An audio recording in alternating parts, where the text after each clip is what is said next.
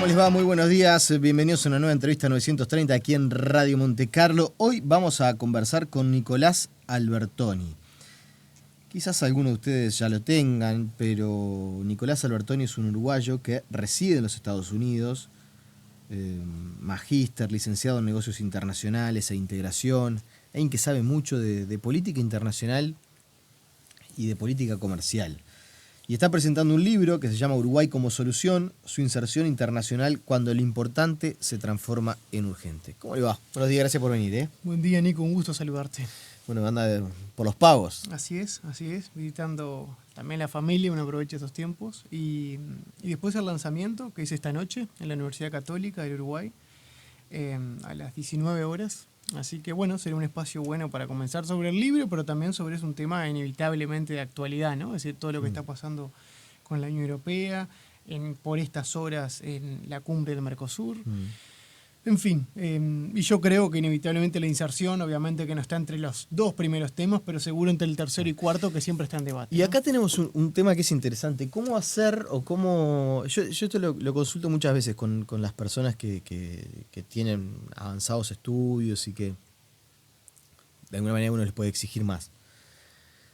¿Cómo hacerle entender a la gente que la inserción internacional de un país es importante para el día a día? Perfecto. Es importante para lo que compramos en el supermercado o para lo que, no sé, nos pasa en nuestra vida en sociedad. Sí, un tema base es la proporción de mercado. Es decir, con un mercado tan chico como el de Uruguay, es inevitable que si alguien quiere crear un negocio y escalar en venta, bueno, el mercado podrá tener un techo en el mercado uruguayo, pero siempre se va a necesitar un poquito más para escalar.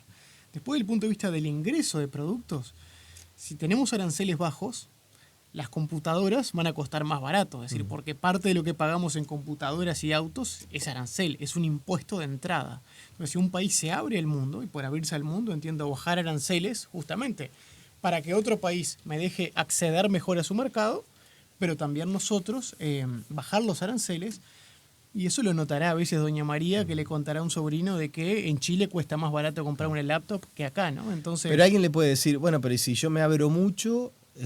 no sé, yo que fabrico jarra de plástico, va a venir la jarra de plástico desde China a $0,02 por jarra, y yo no la puedo vender a menos de $3 por jarra. Bueno, y me voy a fundir. Bien, es buen argumento, pero ahí veré que contestar de que hay diferentes sectores. Hay sectores que cuando uno negocia, vamos a poner el ejemplo de la Unión Europea y ya nos metemos inevitablemente en tema, que van a haber sectores ganadores, ¿no? Uno tiende a pensar que va a ser el agro sudamericano, ¿no? Que va a entrar mejor al mercado, entonces va a decir yo soy ganador, porque al final del día no es que es algo que están pidiendo mucho para entrar al Mercosur, sino que nosotros vamos a entrar mejor a Europa. Después hay sectores en el medio, que a mí me gusta llamarle sectores expuestos a la competencia, que esos sectores no es perder, es competir. Pero después están el grupo que tú decís, los sectores más vulnerables, ¿no? Es decir, que yo, por ejemplo, los textiles uruguayos, no les puedo hacer competir mañana porque sí con los textiles chinos. Imagínate que toda la familia de los textiles uruguayos, ya el lunes siguiente casi que no podría ver su empresa por el estilo de competencia. Bueno, esos sectores son líneas rojas. Yo no los pongo en una mesa de negociación. Llego a la mesa de negociación diciendo, miren, no me preguntes por textiles, no me pregunten por la industria del jarrón, por ejemplo, el ejemplo que tú ponías, porque son muy sensibles a la competencia. Es mucho más que competir. Es debido a muerte a veces si yo los expongo. Pero hay una gran cantidad de productos, servicios, agro, algo de la agroindustria, en el que el Uruguay se tiene fe para salir a competir. Y en los otros más industriales hay dos mecanismos. El gobierno los ayuda para justamente estar a otro nivel y poder competir, y ahí es donde viene el diálogo público-privado, y los otros más vulnerables, es decir, bueno, quédese tranquilo que no nos vamos a meter con usted porque sabemos que lo de usted es más que competir, como te decía, y puede ser más de... Pero cuando pasamos raya, nada de esto, este debate es sano, pero nada de esto debería decir, por eso no nos debemos abrir, porque la industria del jarrón va a perder. No, al ver, o una de dos, o cómo las ayudamos para competir mejor, o quédese tranquilo que no lo vamos a poner como negociación para que entren, porque uno negocia por producto, ¿no? Cuando negocia en las mesas es producto por producto, cuál entra, cuál no entra, y si yo te doy algo, ¿qué me das tú? Hay un tema que yo no sé si nos va a dar para profundizar, y todavía de hecho no se planteó, pero me consta que hay preocupación, y de hecho hubo algunas charlas a las que yo concurrí. El tema de las patentes, que también la gente mucho no sabe lo que es, la industria farmacéutica no veía con buenos ojos la firma de un tratado de libre comercio Unión Europea-Mercosur. Yo me imagino que están analizando qué es lo que está pasando para poder sacar un comunicado, pero si no me falla mucho la interpretación, ahí va a aparecer uno de los primeros sectores que va a poner arriba de la mesa y va a decir, ¿saben que esto no me conviene? ¿Qué son las patentes? Bueno, todo indica que el sector ahora, que el rubro de propiedad intelectual, ese capítulo, no estuvo en la mesa de negociación y quedó a un lado. Eso es lo que uno entiende de la información que hay sobre la mesa con la Unión Europea, que todavía es parcial. O sea que no sé si se generaría un problema. La patente es un tema muy complejo, pero dicho en fácil, básicamente es lo que protege las ideas, ¿no? Entonces, cada remedio tiene una fórmula específica de cómo se elaboró ese remedio. Lo que hay en Uruguay hoy es mucha venta de genéricos, ¿no? Es decir, que casi que se toma la fórmula con la que se hizo el remedio y se construye otro remedio con otro nombre o con otra denominación. Si yo me comprometo a cumplir con la propiedad intelectual, esto lo estoy explicando muy en fácil, es que yo me voy a comprometer a justamente no hacer más genéricos y pagar por la fórmula. O sea que cada remedio que yo haga va a tener que justamente pagarle al creador de la fórmula de ese remedio. Eso inevitablemente va a encarecer los procesos, porque yo le estoy sumando un costo más. En el mundo, dado que esto es el mundo de la medicina, siempre esto fue como algo flexible, ¿no? Porque al final del día remedios y de la noche a la mañana efectivamente los remedios podrían encarecerse mucho. Entonces siempre es un tema que como que se deja de lado y no ha tenido tanto miedo muchos gobiernos dejarlo de lado porque es un tema serio para la salud de la gente.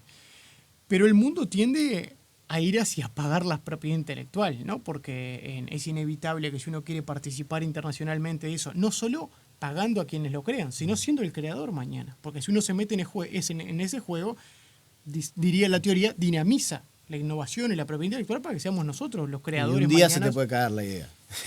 Ahí va, y un día te puede pasar a la inversa, que creaste tú la idea y te la robaron a la inversa porque... Entonces, como un poco el huevo y la gallina, ¿no? Es decir, en la medida que no nos metamos en ese debate, tampoco dinamizamos otro debate hacia adentro. Pero déjame decirte que todas las áreas que adentro del paraguas comercial es de las más complejas, ¿no? Y las farmacéuticas es lo más resaltado, pero después, cuando hablo de propiedad intelectual, esto voy hasta pago de derecho de autor hasta en temas de fotocopias, ¿no? Es decir, que se limita en muchos países la cantidad de fotocopias, porque, de hecho, los que negocian un acuerdo con Estados Unidos tienen que hacer eso, ¿no? Es decir, porque quien negocia... ¿Cómo? Que, por ejemplo, voy a fotocopiar un libro y no puedo fotocopiar más de X% del libro porque estoy nacionalmente... ¿Y eso se mete en un tratado de libre comercio? Infringe claramente la propiedad intelectual en ese caso, del autor, ¿no? Entonces, es interminable lo que viene en toda la parte de propiedad intelectual y de ideas. Sí, efectivamente. Se pone en términos más generales, ¿no? Que toda la construcción de un autor literario no se puede hacer copias en un más de 20%, digamos. Ah, pero ¿y eso quién se encarga de controlarlo? Y bueno, ese es el gran tema. Un gran tema, que uno firma esas cosas y después tiene que pagar tanta plata en controlarlas, ¿no? Es decir, porque no es solo firmarlas, porque de hecho está lo que se llama la política pública cuando se genere y después cómo reglamentarla y cuidarla para que se cumpla, bueno, sí es otro debate, ¿no? Es decir, y concretamente, cuando se pregunta, sería el Ministerio de Educación y Cultura que caería cada tanto aleatoriamente en fotocopiadoras a ver qué sucede. Pero estaría obligado a hacerlo por el acuerdo de libre comercio Totalmente. eventual con Estados Unidos, con la Unión Europea, con China, con el que sea. Totalmente. Eso mañana puede pasar y uno dice, bueno, ¿y quién reclamaría internacionalmente? Bueno, Estados Unidos un día le puede tocar la puerta, no de las fotocopias, pero decir... tenemos casos o denuncias de autores que se van a avalar en este acuerdo para decir que están siendo violados su derecho de autor, entre comillas, ¿no? Que es algo que ya está instaurado, porque a nadie se lo... Ya una buena foto... Ahora, puede seguir pasando, pero cada vez es menos normal eso, ¿no? De que uno va porque sí fotocopia todo el libro. Y yo también un tema por la comoditización hoy en día de lo digital. Sí, uno y accede al demás. material en la computadora. Total, por menos costo. Pero, en fin, son todos esos debates y uno da esa batalla, pero es de la más... en el debate, pero es déjame admitirte que es la más compleja, ¿no? La propiedad intelectual. Y sí, ni que hablar. Yo hoy lo comentaba cuando se conoció la posibilidad esta, que la verdad que es noticia desde el pasado domingo, de la posibilidad que mañana en la cumbre de Mercosur en Santa Fe se anuncie la eliminación del roaming entre Argentina, Brasil, Paraguay y Uruguay. Que ahí me parece que es otro tema de esos que la gente se apropia. O sea, la gente va a sentir el beneficio, entre comillas, llamémosle, del Mercosur. Se pusieron de acuerdo los 4 presidentes en eliminar... Después de 30 años eliminar el roaming, ¿no? Algo, bueno. ¿Cómo se llegaría a ese proceso? ¿Cómo se da? ¿Por qué se da una cosa así? La concreción de ese tipo Sí, de cosas. o la eliminación de estos costos en un mercado común. Sí, bueno, son varias aristas. Concretamente este tipo de cosas, que bueno, es una noticia buena, pero a veces sorprende, ¿no? Es decir, claro, cumbre, 4 presidentes, y quizá la noticia que más va a resaltar es que se elimina el rumbo. Bueno, ¿no? va a estar el acuerdo con la Unión Bueno, Europea, no, pero es un dato del pasar, no yo menor. creo que justamente resalta porque es como que la gente en eso Sí, ve es verdad. el beneficio de. Es como si el día de mañana eliminaran el tener que presentar la cédula para viajar a Buenos Sí, Aires. un Que a uno, punto. la verdad, Sí, le parece hasta increíble. ridículo. Hay gente que trabaja en Salto o en Paysandú y que vive en Salto y trabaja en Concordia. Y todos los días tienen que hacer el trámite. Y la verdad es una ridiculez, pero pasa. Sí, sí. Bueno, y esto del roaming es verdad, quizá va hasta por la línea que tú estás diciendo. Son políticas que efectivamente impactan de forma directa al mercosuriano, entre comillas.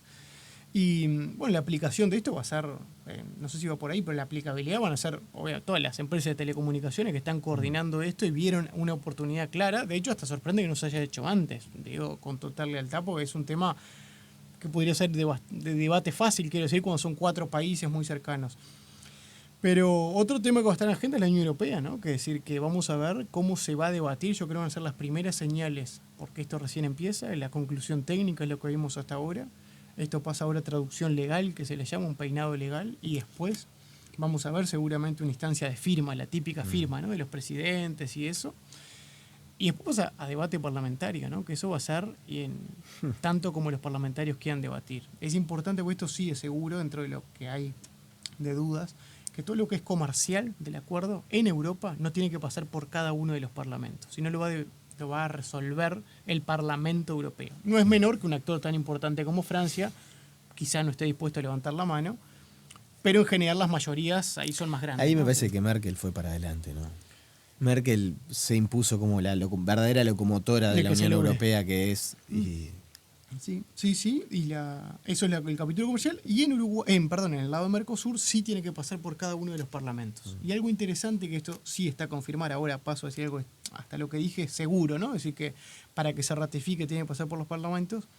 Es interesante ver que el primero que aprobaría el acuerdo, una vez que lo confirma Europa, ¿no? Lo ratifica Europa, lo confirma, supongamos, el primero del Mercosur que lo ratifique ya puede comenzar a hacer uso del acuerdo. Este no es un dato menor, porque muchas partes de este acuerdo es en base a cuotas. Y lo que diría la teoría... el que pega primero el que se pega queda con primero, la cuota. Con la cuota hasta que el resto no la... En fin, ya estas cosas son letra chica a confirmar. O sea que pero lo que usted dice hace. es, si fuera asesor del gobierno de este o del que viene, pues seguramente esto, me imagino por los Muy tiempos seguramente. Sí, parlamentarios, muy europeos, y también uno podría decir, bueno, seguramente se apruebe en el siguiente periodo de gobierno, después pasar a las elecciones. Pero usted lo que diría es, vayamos preparándonos y avanzando en todo lo que se pueda para que cuando nos den el aura, levantemos la mano, votemos, aprobemos. 100%. Y eso es muy importante. Es decir, porque de hecho el debate parlamentario por un ápice se puede transformar en un 0-1, en una cosa binaria, ¿no? Es decir, neoliberales, comunistas. No, es decir, vamos a los números. ¿Cuáles son los sectores más vulnerables? Repito, en Uruguay se habla mucho, Nicolás, de los ganadores y los perdedores en los acuerdos. Pero muchas veces en los perdedores estamos hablando de gente que va a competir, pero competir no es sinónimo de perder, ¿no? Entonces, hay gente ganadores, claramente. El agro, por ejemplo, va a ser el peor escenario, que quede todo igual, va a ser de igual para arriba, ¿no? Es decir, pedimos acceso de agro. Y sectores en los que se van a ver más expuestos a la competencia, y después los sectores que te decía vulnerables, que muchos de ellos seguramente ni hayan entrado al acuerdo. Sobre estos segundos expuestos a la competencia, es los que cuanto antes el gobierno, que de hecho ya conoce la letra chica, tiene que sentarse a la misma mesa y avisarle, mire, usted sí se va a ver expuesto a la competencia de Europa. Veamos juntos qué está pagando, cuáles son los costos, para focalizar la política pública, para aumentar la competitividad y que tenga más cuerpo al competir. Y esto da un mensaje que de hecho lo resalto mucho en el libro, el efecto cualitativo de la apertura comercial. ¿Sabes lo que nos va a exponer esto? De que, primero, un tema de acceso a mercado. Muchos empresarios van a decirle, mire, ya tenemos arancel cero en Europa, yo voy a Europa como exportador uruguayo y sigo siendo poco competitivo en relación a Nueva Zelanda, que también tiene arancel cero de entrada. Este ya no es un problema de inserción, es un problema de acá. Tenemos costos altos. Y eso es claramente competitividad. Cuando se habla de la competitividad general, ¿qué es competitividad al final del día? Tipo de cambio, capital humano, es decir, agreguemos todo lo que querramos de esa lista, porque al final del día es todo competitivo, un poco de educación. La apertura general, la apertura comercial y demás, nos expone y nos increpa y ayuda al gobierno a focalizar la política pública. Porque va a ir directamente, no a decir aumentemos la competitividad, no. A ver usted que está entrando a Europa y sigue siendo competitivo cuando tiene arancel cero. Eso es raro, es decir, porque algo está pasando que es nuestra culpa. Y le muestro, mire, yo pago tal impuesto. Yo tengo este costo que es más bien de sindica. Bueno, mire, ahí yo no me puedo meter porque ya es un tema de negociación colectiva, que eso ya es... Pero en estos 3 impuestos yo sí le puedo ayudar. Estos 3 impuestos que usted le está encareciendo del destino es objetivamente lo que lo hace más caro. En fin, son cosas que, para que se entienda, pero ¿por qué digo esto? Usted lo que dice no va a desnudar. Y eso es la inserción internacional cualitativamente, no abrir por abrirnos. Es empezar a compararnos con varas reales del mercado internacional. Porque si no, parece que todos fuéramos llorones y que la competitividad Ahora, no existe, ¿no? Quiero retomar la idea. ¿Sería bueno, entiende usted, no sé si se hace a nivel internacional, la generación, por ejemplo, yo sé que estamos en elecciones, si están escuchando integrantes del sistema político, no se enojen por lo que voy a decir, estoy pensando en política de Estado, no política partidaria. ¿No se podría generar un ámbito interpartidario para empezar ya a dialogar sobre este asunto? ¿No se debería hacer? Fundamental, Nicolás, eso. ¿Y sabés lo que? En esta área... Pues nadie lo ha pedido en el sistema político. No, a no ser un libro que sale esta noche. Pero, ¿sabés lo que? Pero digo, está firmado el acuerdo con la Unión Europea. Mañana el Mercosur se va a dar cuenta. Sí. ¿No ya debería haber reaccionado el sistema político diciendo, generemos una instancia de diálogo para esto, para cuando estemos pronto para aprobarlo, aprobémoslo y chau? Y te agrego un factor más. En esta área, justamente, no es como la educación o la seguridad, donde los grises del consenso son más altos. Educación, por ejemplo. Pasamos por primaria, por secundaria, ponemos foco en el educador, en el alumno. Hay más grises. En esto es o nos abrimos o no nos abrimos, y si nos abrimos, ¿cómo lo hacemos? Pero ahí la variabilidad es más bien de qué mercados apuntamos o algunos cambios institucionales. Pero es más fácil es más fácil sentarnos a una mesa. Verás que el prólogo son 4 actores diferentes, pero que al final del día coinciden mucho en esto. Martínez, Lacalle Pou, Mieres y Sanguinetti, que están diciendo este es un tema urgente. Con lo de la Unión Europea es inevitable que nos sentemos cuanto antes, porque después te digo otra cosa que debería motivar a lo que tú estás diciendo, que una vez que el acuerdo se ratifica, yo no puedo porque sí ir a subvencionar un mercado, a un sector específico, porque la Unión Europea me va a tirar la oreja si usted está siendo poco leal, porque usted está dando inyección interna para que sean más competitivos. Pero eso no es una regla del comercio, yo le estoy subvencionando un sector. Los ajustes deberían ser antes, dice usted. Antes, y vamos a tener tiempo para hacerlo. Y ahí sí que estamos en nuestra total soberanía de hacerlo. Si yo bajo 2 o 3 impuestos a un sector específico porque sé que va a ser poco competitivo cuando se ratifique el acuerdo, estoy en total libertad. Si lo hago después, bueno, puedo hacerlo, pero seguro puedo recibir un tirón de oreja y puedo recibir una retaliación, como se dice, o una respuesta del otro lado. Decir, bueno, si usted tira esto, yo voy a tirar otra también acá. El sector lácteo, por ejemplo, el sector que pueden verse más en competencia, no va a ser subvencionar por subvencionar. Entonces, el momento, no de subvencionar porque es una palabra fea en el comercio, porque es justamente casi un comercio desleal ahí, ¿no? Porque si estoy subvencionando... Digo, pero es lo que pasa. Pero pasa muchísimo, pero saquemos la... Si yo le cobro la nafta a un precio a uno y a otro precio a otro, estoy subvencionando. Totalmente, pero seamos... Llámele como quiera, pero... Pero al final del día... Tiene 4 patas, y mueve la cola y ladra. Si usted le quiere decir perro, dígale, si no, no le diga perro. Pero seamos políticamente correctos. Pero no digo por esto, porque de verdad, porque lo peligroso no es hacerlo uno, ¿no? Sino que lo hagan del lado de enfrente. Porque ahí sí, una subvención nuestra no se equipara a lo que puede ser una subvención potencial de Europa, ¿no? Es decir, si nos llegan a querer pegar de respuesta en eso es peligroso. Pero en fin, vamos a tener mucho tiempo para movernos antes. Como mínimo, entre pito y flauta, 2 años. ¿No? Porque entre que el peinado legal que se le llama, la firma, el ingreso a los parlamentos, la apertura del debate, etcétera, 1 año y medio, 2 años. Y ya sabemos lo que es. De hecho, ojalá que el debate parlamentario, y lo estoy diciendo acá, las órdenes para que el debate parlamentario sea más alto y contribuir con datos para que así sea.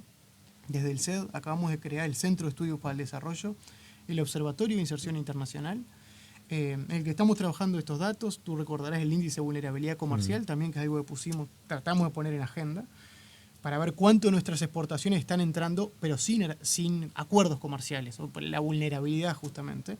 Y vamos a estar en las órdenes para dar valor agregado al debate para que, repito, no se transforme una cosa en neoliberales, comunistas, buenos y malos. Es cuánto afecta al uruguayo de a pie esto. ¿Por qué el nombre del libro?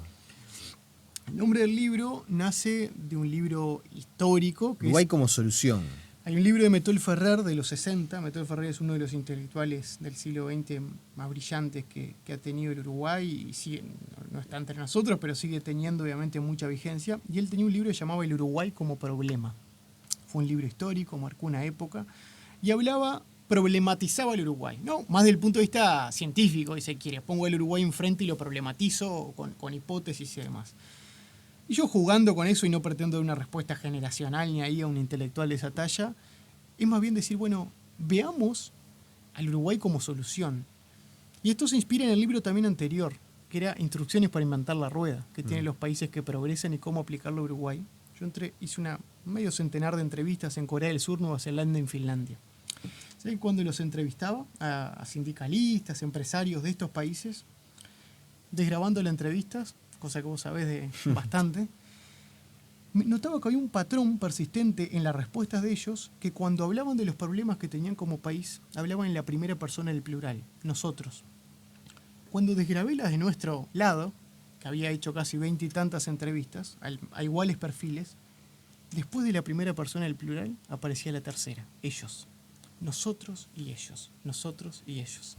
Y me anoté en una nota al pie decir, ¿qué pasaría si un país realmente se concibiera como la solución a sus problemas? Parece filosófico, pero al final del día es mucho más fácil de lo que estoy diciendo. Es decir, ¿qué pasa si no es un debate entre nosotros y ellos y nos tenemos que dar cuenta que solamente en nosotros, sindicalistas, empresarios, políticos de un partido y políticos del otro, va a radicar la posibilidad de consenso?